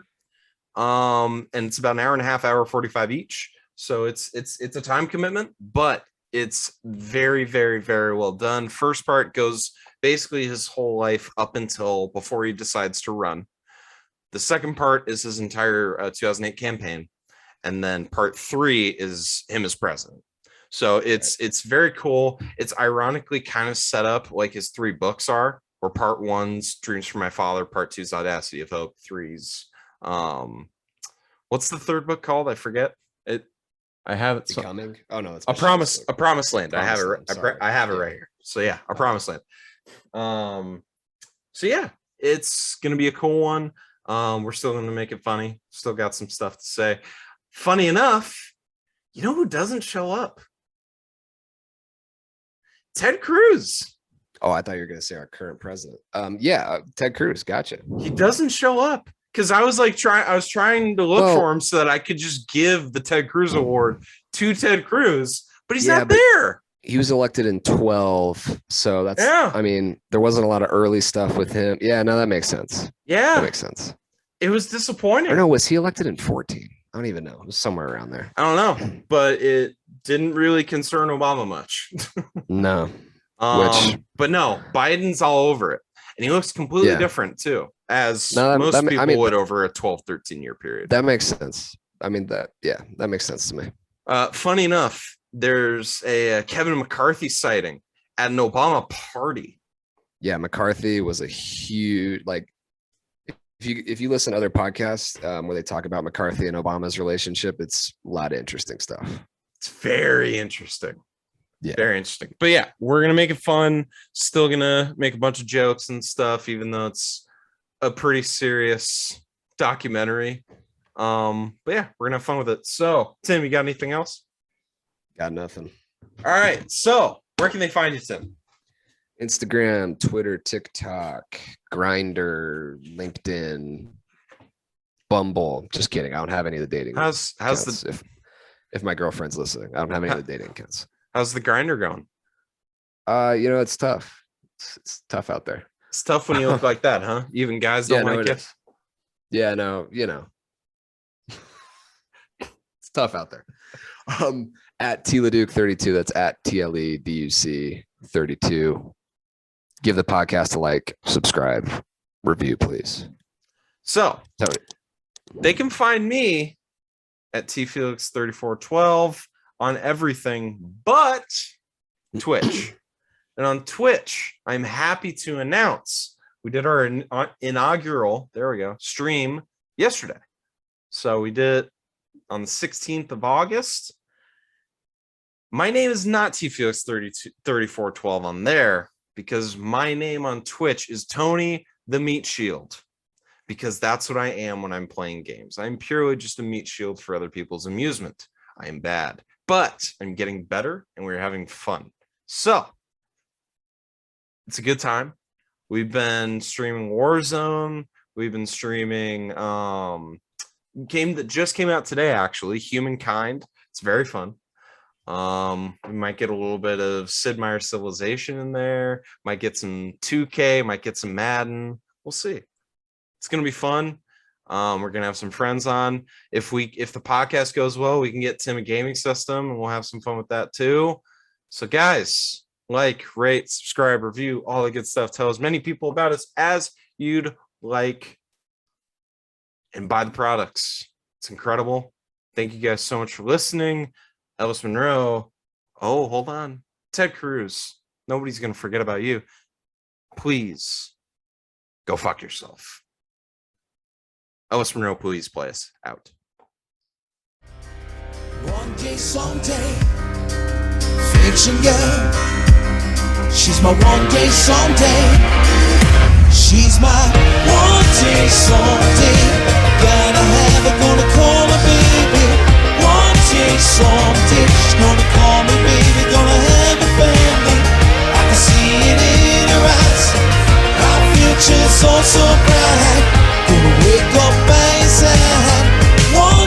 someday.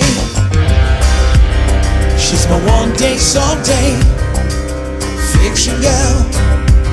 She's my one day someday.